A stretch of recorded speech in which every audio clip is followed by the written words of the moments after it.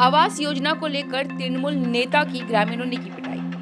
आवास विवाद में तृणमूल नेता को ग्रामीणों ने पंचायत कार्यालय में धुनाई कर दी। ग्राम पंचायत के तृणमूल सदस्य के पति और INTTUC के ब्लॉक अध्यक्ष की ग्रामीणों ने जमकर धुनाई कर दी है। ग्रामीणों ने तृणमूल नेता पर कटमनी मांगने और मारपीट करने का आरोप लगाया है। मालदा के हरिश्चंद्रपुर के 1 नंबर ब्लॉक के तुलसीहाटा ग्राम पंचायत की इस घटना के बाद इलाके में भारी तनाव देखा जा रहा है। दोनों पक्षों ने थाने में लिखित शिकायत दर्ज कराई है। पुलिस घटना की जांच में जुट गई है। এসে আমার সঙ্গে প্রথমে তর্ক বিতর্ক শুরু করেন এবং আমাকেও হুমকি প্রদান করা হয়েছে। আমিও হুমকির শিকার হয়েছি। তারপরেও আমি বোঝানোর অনেকটাই চেষ্টা করেছি। তারা কতজন ছিল? জনা 8-10 জন হবে হয়তো। আরও বাইরে কজন ছিল সেটা জানি না। আমি ঘরের মধ্যে যা এই কয়েকজন ছিল।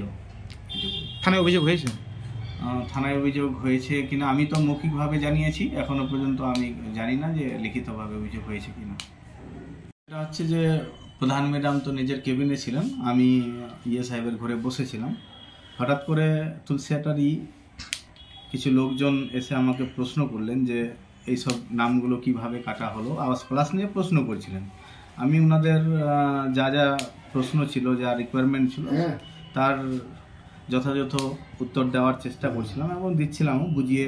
ওনারা খুব টেম্পটেড ছিলেন এবং আমি ওনাদেরকে বোঝানোর চেষ্টা করছিলাম যে এই বিষয়টা এইভাবে ব্লক থেকে ইনকোয়ারি হয়েছে, এইভাবে আমরা গ্রাম সভা করে অনুমোদন দিয়েছি। এর মাঝেই ওনাদের মধ্যে 1-2 জন খুব উত্তেজিত হয়ে যান।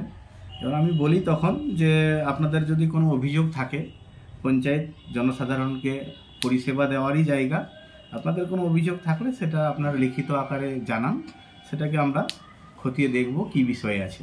তখন ওনারা উত্তেজিত হয়ে যান। উল্টা পুল্টা আরও গালাগাল মেম্বার, প্রধান, আধিকারিকদের শুরু করে দেন। তো ইতিমধ্যে আমার যে বিরোধী দলনেত্রী মহবা বিবি, ওনার হাজব্যান্ড তো এখানেই ছিলেন, আব্বাস আলী মহাশয়।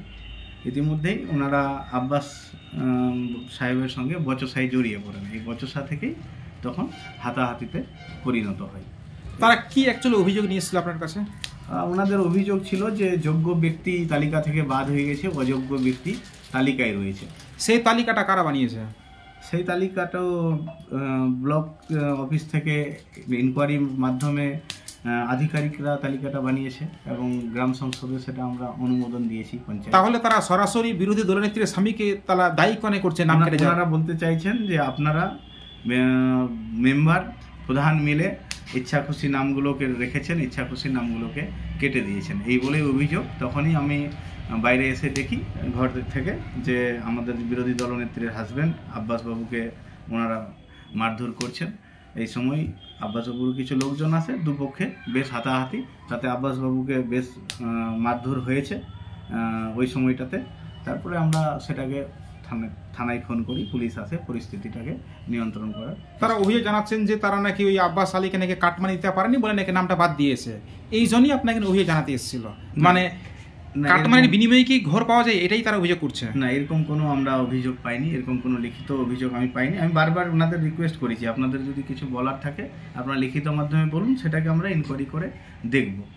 তো এই যে অফিস চলাকালীন অফিসের মধ্যেই যে একটা মারামারি, আপনি কি প্রশাসনকে জানালেন বিষয়টা? হ্যাঁ, আমি আমার বিডিও স্যারকে বিষয়টা জানিয়েছি এবং পুলিশ প্রশাসনকেও বিষয়টা জানিয়েছি। যারা অভিযোগ করছে কাঁচা বাড়ি, তাদের নাম বাদ গেছে, তাদের বাড়িগুলো দেখেছেন কি অবস্থা, বা তারা পাকা বাড়ি না কাঁচা বাড়িতে রয়েছে? না, এই ব্যাপারে আমি দেখিনি, আর তাদের বাড়িঘরগুলো সম্পর্কে আমার কোনো আইডিয়া নেই। কিন্তু যেটা ঘটনা আমাদের অফিসের ভিতরে ঘটলো, এটা কিন্তু কখনোই কাম্য নয়। আমরা সাধারণ